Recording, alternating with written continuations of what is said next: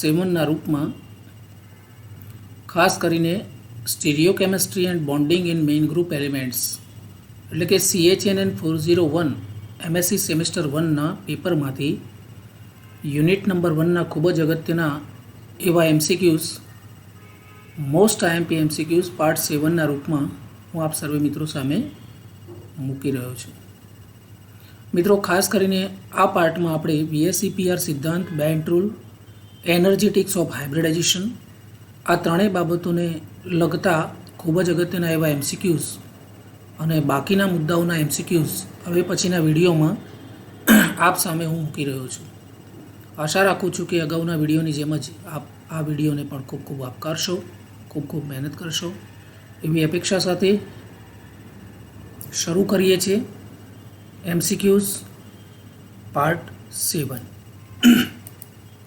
મિત્રો, આ પાર્ટ 7ના આજના વિડીયોનો પહેલો ક્વેશ્ચન છે. The first question of this video part 7, that is, how many lone pairs are occupies around the central atom of methane.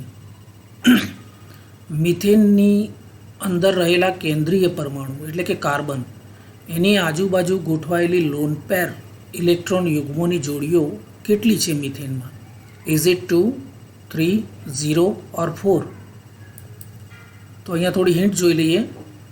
Louis dot ડાયાગ્રામના સંદર્ભમાં જોઈએ તો મિથેનનું structure આ પ્રકારે બને છે, જેમાં કાર્બનની આજુબાજુ 4 બોન્ડિંગ ઇલેક્ટ્રોન પેર, જેમાં એક ઇલેક્ટ્રોન કાર્બન અને એક ઇલેક્ટ્રોન હાઇડ્રોજનનો છે.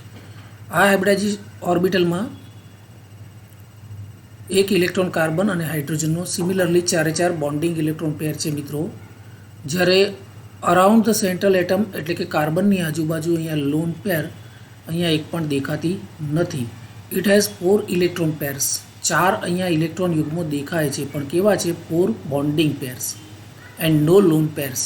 અહીંયા લોન પેર એક પણ નથી. અબંધકારક ઇલેક્ટ્રોન યુગ્મ જેને કહેવાય, non bonding electron pair, that is lone pair, તો એવી અહીંયા એક પણ દેખાતી નથી. All the 4 pair of electrons are bonding electron pairs.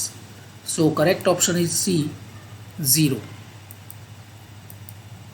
Similarly, question number 2, in the Walsh diagram of BeH2, beryllium hydride, Walsh diagram of beryllium hydride, જેમાં energy of 2A1 is in linear structure. જો આપણે BeH2નું walls ડાયાગ્રામના આધારે linear structure consider કરીએ તો એમાં BeH2ના ડાયાગ્રામમાં 2A1 energy level જે છે એની એનર્જી લિનિયર અવસ્થામાં લોઅર છે, હાયર છે, સેમ છે કે કેન નોટ સે. સો અહીંયા પણ let see the hint. This is nothing but the walls diagram of HAH, I mean like BeH2, right. તો BeH2માં આપ જોઈ શકો છો અહીંયા 90 બોન્ડ એંગલ એટલે કે બેન્ટ 90 બોન્ડ એંગલમાં, અને અહીંયા લિનિયર 180 ડિગ્રી, રાઈટ. એ બંનેની વચ્ચે એનર્જી લેવલ્સ જે છે એ એનર્જી લેવલ્સનો અહીંયા ડાયાગ્રામ બતાવેલો છે, દેટ ઇઝ વોલ્સ ડાયાગ્રામ.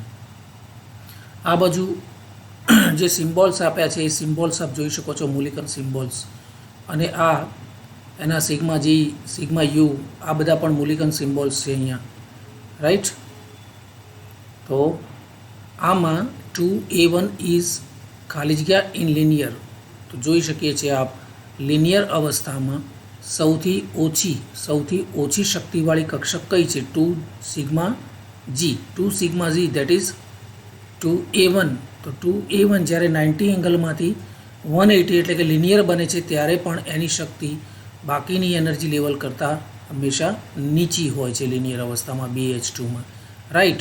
તો અહીંયા ક્વેશ્ચન છે, in the walls diagram of BeH2 energy of 2A1 is lower in linear structure. કારણ કે લોઅર છે, હાયર તો છે નહીં, સેમ પણ નથી, થોડીક સ્લાઇટ વધારે થાય છે, પણ બાકીની કક્ષકો કરતાં લોઅર છે, સેમ પણ નથી, કેન નોટ સે. That means correct option is A, lower. Okay, correct option is A. Then question number 3, how many lone pairs are occupies around central atom of BeCl2. BeCl2ના મોલેક્યુલમાં કેન્દ્રીય પરમાણુ બેરિલિયમની આજુબાજુ how many lone pairs are occupied? Is it 0, 1, 2 or 3? Let's see the diagram of BeCl2. That is BeCl, BeCl. તો આપ જોઈ શકો છો, this one is bond pair, this one is bond pair. These are the lone pair, these are also lone pair. So both the Cl atom contains 3 lone pairs each. Okay, so total number of lone pairs of Cl atoms are 6. But what is the question? Question એ છે કે how many lone pairs are occupies around the central atom? So central atom is Be. તો Be ની સરાઉન્ડિંગમાં both are bonding electron pairs. No pairs is lone pair. Okay, both are bonding electron pairs. So 0 lone pair છે અહીંયા. lone pair એક પણ beryllium ઉપર દેખાતી નથી. તો correct option A 0. Then question number 4. How many lone pairs are occupies around the central atom of H2O molecule? So let's see the H2O molecule. H2O molecule માં HOH, I mean central atom is oxygen. તો central એટમની આજુબાજુમાં કેટલી lone pair occupy થયેલી છે? તો this is the bonding electron pair between oxygen and hydrogen.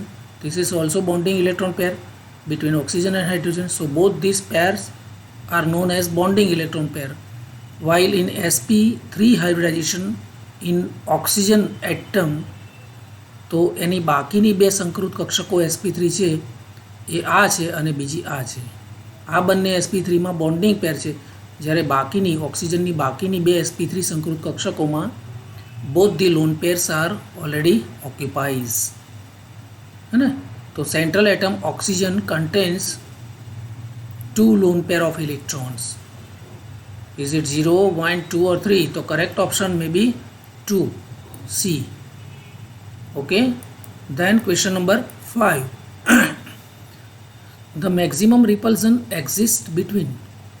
સૌથી વધુ અપાકર્ષણ કઈ કઈ ઇલેક્ટ્રોન પેર વચ્ચે જોવા મળે છે? Is it lone pair? Lone pair between lone pair and bond pair, bond pair and bond pair, none of these. તો એનો ઓર્ડર છે જોઈ લો. સૌથી according to this VSEPR theory, VSEPR theory says that the repulsion between lone pair and lone pair is greater than lone pair with bond pair. It is also greater than the repulsion between bond pair and bond pair. So lowest repulsion between bond pair and bond pair, slightly higher between lone pair and bond pair, and highest repulsion between lone pair and lone pair. So maximum repulsion exists between, correct option is A, lone pair and lone pair. Then question number 6. Question number 6. VSEPR theory cannot explain the shape of molecules which have. VSEPR theory cannot explain the shape of molecules. અણુનો આકાર VSEPR સિદ્ધાંત પ્રમાણે એ VSEPR સિદ્ધાંત explain કરી શકતી નથી. સો according to VSEPR સિદ્ધાંત cannot explain the shape of molecules. કેવા અણુઓના આકારની આગાહી VSEPR સિદ્ધાંત દ્વારા આપણે કરી શકતા નથી. વિચ ટાઈપ ઓફ મોલેક્યુલ, है ना, in those molecules, in those shape of those molecules cannot be explained by VSEPR theory. તો એવા કયા અણુઓ કે જેની પાસે high polar bonds, extensive delocalised pi electrons, inert pair of electrons above all. તો અહીંયા આપણે એની કેટલીક ખાસિયતો જે છે એ ખાસિયતોમાં VSEPR થિયરી એવા અણુઓના શેપ વિશે કોઈ આગાહી કરી શકતી નથી કે જે અણુઓ પાસે, correct option is D, above all, જે અણુની અંદર રહેલા બોન્ડ જે છે એ હાઈ પોલર બોન્ડ્સ, એક્સટેન્સિવ ડીલોકેલાઇઝ પાઈ ઇલેક્ટ્રોન અને ઇનર્ટ પેર્સ ઓફ ઇલેક્ટ્રોન, આ ત્રણેય ખાસિયતો હોય તો એવા અણુની આકારની માહિતી VSE PR થિયરી પ્રમાણે can not be explained. So correct option is D. Then question number 7. According to Bent rule, more electropositive substituent prefer hybrid orbitals having ખાલી જગ્યા character. According to Bent rule પ્રમાણે ઇલેક્ટ્રોપોઝિટિવ વધુ ઇલેક્ટ્રોપોઝિટિવ જે substituent છે it prefer hybrid orbitals. કેવી hybrid ઓર્બિટલને prefer કરે છે? મોર એસ કેરેક્ટર હોય એવી hybrid orbitals, less s character એવી હાઇબ્રિડ ઓર્બિટલ, કે જે હાઇબ્રિડાઇઝ ઓર્બિટલમાં મોર પી કેરેક્ટર અથવા લેસ પી કેરેક્ટર. તો એની પણ થોડી હિન્ટ જોઈ લઈએ. Bent rule may be stated as follows: more electronegative constituents prefer hybrid orbitals having less s character. More electronegative constituent which prefers less s character, and more electropositive substituents prefer hybrid orbitals having more s character. So correct option is more s character. So correct option is A, because electropositive substituent, more electropositive, will prefer the hybrid orbitals having more s character. Okay. Then question number 8. The bond angle in NF3 molecule is NF3 molecule. Let's see the diagram or figure of NF3. This is NF3, NF bond, NF bond, NF bond. And as we know that all the F atoms are more electronegative than nitrogen. Okay, this is the lone pair of nitrogen, right? So bond length between N and F, that is 137 picometer, but bond angle between F and F, that is 102.5 degree. So correct option is D. NF3 ma bond angle F and F, that is 102.3 degree अथवा 102.5 degree. So correct option is D. Then question number 9. According to Bent rule, more electronegative substituent prefer hybrid orbital having more p character, less s character, more s character, both A and B. So let's see the hint. Bent rule is constituent with VSE PR theory. Bent rule is consistent with VSE PR theory. According to the Bent rule, the more electronegative substituent attaches itself to hybrid orbitals that contains more p character or less s character. Both are the possibilities or better possibilities for more electronegative substituent. So more electronegative substituent prefers more p character and less s character of hybrid orbitals. So answer will be A and B, and you will see that option D can say that both A and B. So correct option is D, both A and B. Then the last question of this video, that is question 10. Bent rule is consistent with the theory. Bent rule કઈ થિયરીને અનુમોદન આપે છે, કઈ થિયરીનો support કરે છે? Molecular orbital, valence bond theory, VSE PR? None of these. Bent rule is consistent with VSE PR theory. That means correct option is C, VSEPR, that is valence shell electron pair repulsion. So correct option is C. તો મિત્રો આ પ્રકારે question number 11, the factor ખાલી જગ્યા is responsible for the reduction of bond angle in H2O. H2O આપ સર્વે જાણો છો એ પ્રકારે sp3 હાઇબ્રિડાઇઝેશન થાય છે. જો sp3 થતું હોય તો bond angle must be 109 degree, 109 અને 28નો બોન્ડ એંગલ હોવો જોઈએ. But as we know that bond angle in H2O HOH that is of 104.5. So bond angle 109થી ઘટી અને 105 ડિગ્રી જેટલો બને છે. તો એના માટે કયું ફેક્ટર કામ કરે છે?